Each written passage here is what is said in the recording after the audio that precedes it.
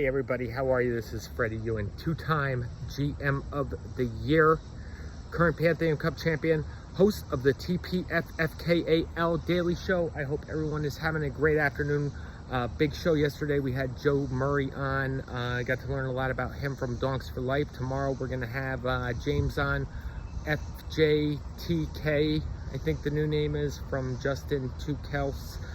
He's the favorite to win the Pantheon Cup this year. He's got a great team. Doesn't mean he's going to win. It's, fantasy football is wide open. It's kind of like playing in a freeze-out poker tournament, but he is definitely the favorite to win with his team. And he's got a lot of cap room, too.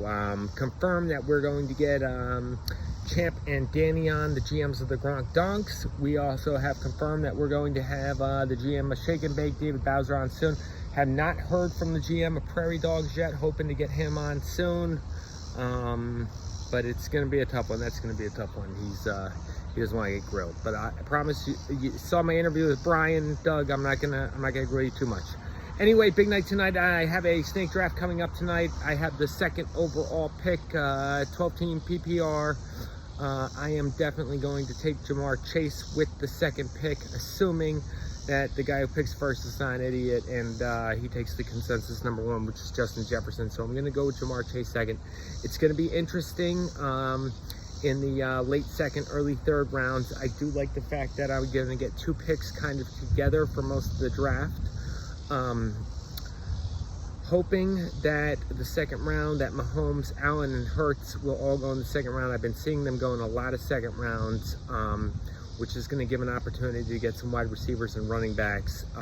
Running backs are going to be, if I could pick up a Derrick Henry at pick 23 or Tony Pollard by pick 23, I'll be ecstatic, but I don't think that's going to happen. I think that's going to be done.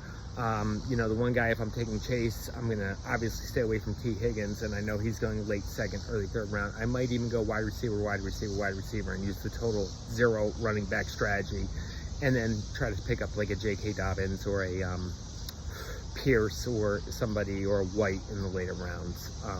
That might be the strategy. Quarterbacks, I don't want to pick any of those top three. That second tier is really good. The Lamar Jacksons, Justin Herberts, Trevor Lawrences, Joe Burrows of the world. If I could get Burrow and pair him up with Chase, it's going to be great. Looking to get Devin Waller somewhere along the line as my tight end. He's the Giants tight end. They're saying great things about him. Really want to get him. Sky Moore is still a wide receiver that I want to get in late rounds.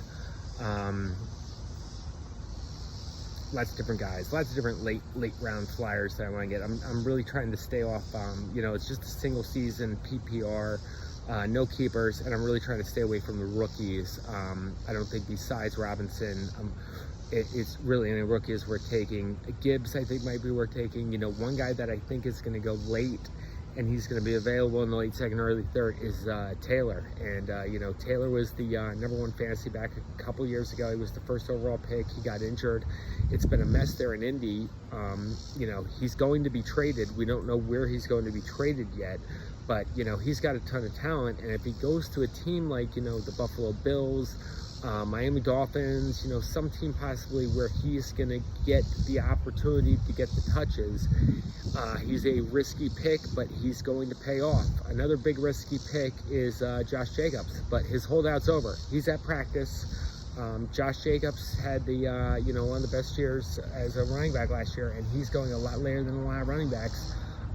I can see Jacobs, coming back and having a great year. He's a little bit older, but I've always liked Josh Jacobs. I don't know, if he's available in the third round, I might take a shot at him. But once again, I'm gonna try to look for wide receivers in the early rounds and really try to use that zero running back strategy. Stay away from the big top-notch quarterbacks, and I think everything's going to play out. The draft is obviously the most important day. That's where you fill the bulk of your lineup. That's where you get your stars. You still got to play it week to week. You got to put in the right stars. You got to pick people off the waiver wire, the whole 9 yards. This is a competitive league. So it's going to be interesting, but you definitely need to have a good draft. I'm not too happy getting the second pick. I don't think it's the best pick in the world. I'd rather have the 12th and 13th pick than the second pick. But we're gonna roll with Chase and see what happens. So I will post my draft results later, and keep your eyes peeled on the show to hook you up with a couple interviews. Everyone have a great afternoon. Once again, this is Freddie Ewan, your host of the TPFFKAL, two-time GM of the Year, current Pan Am Cup champion. Have a great day.